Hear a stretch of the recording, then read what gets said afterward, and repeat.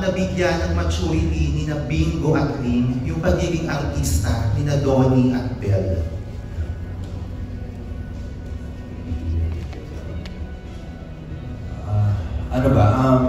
Salamat po sa tanong. First of all, like Direk said, hindi rin kasi pwedeng kami lang yung sasagot niyan. Kasi behind us, it really took a village for all of us to come up with our characters and to be able to, carry it out throughout the show. Ako, to be honest, sa unang salang pa lang, hindi ko talaga alam kung paano ko gagawin yung role ng Bingo kasi sobrang iba talaga sa kung sino ako in real life, and I really wanted to take that challenge. So I'm so thankful for, of course, sila Direk May, all the creatives, these amazing cast members who've really helped me. Si Kuya Ed, si Snoop, si Anthony, si Boy. And sobrang naging group effort lang talaga to, yung pagkabuo ng isang character. And I know I still have so much, to learn, and I'm so excited for that journey as well. Pero I think it's a combination of everyone working together so we can all come up with the best character possible. So sobrang happy ako kasi si Bingo sobrang naging malapit din sa akin. Hindi ko inaasahan na ganito kaming magiging close. Kami ni Bingo parang minsan ayoko rin siyang bitawan. Kasi parang may nakilala akong bagong kaibigan, bagong tao sa buhay ko. Maturity of our characters. I think with every project po, I try to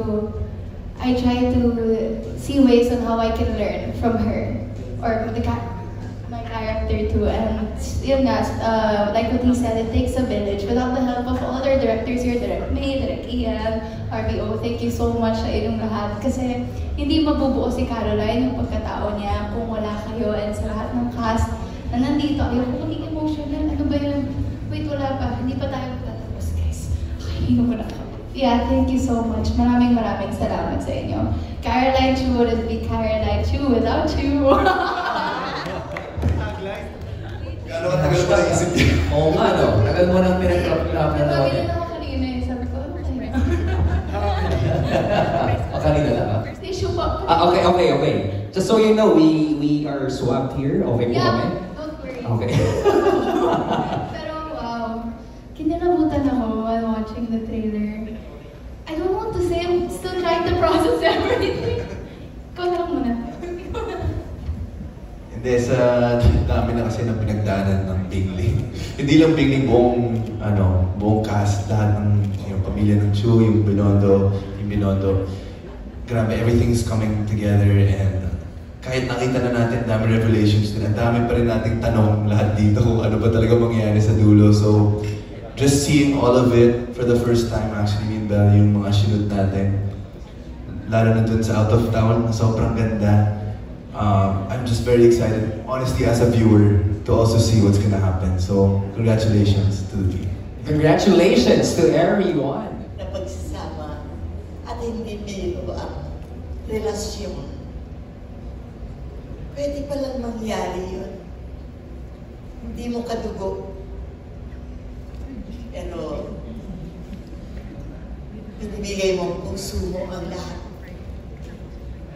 Itinuring mong anak. Kung ano ang pain niya, pain mo, pero hindi mo siya kadugo. Ganon ka-powerful ang love.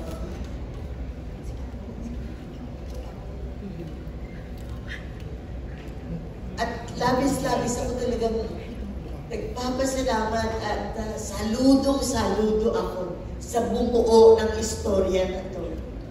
Sa tagal ko, sa industriya. Alam niyo na, forte ko comedy. Pero, ako mismo na-discover ko yung sarili ko. Pwede pala.